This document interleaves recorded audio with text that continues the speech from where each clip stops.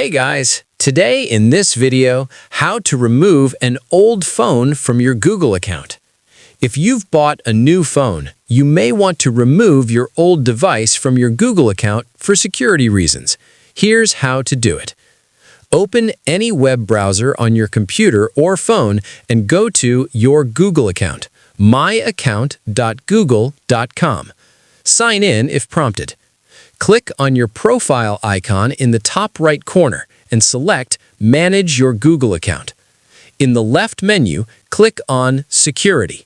Scroll down to the Your Devices section and click on Manage All Devices. Find your old phone or any device you want to remove from the list. Click on the device, then click the Sign Out button. This will sign your old device out of your Google account. It's a good practice to do this whenever you switch to a new phone.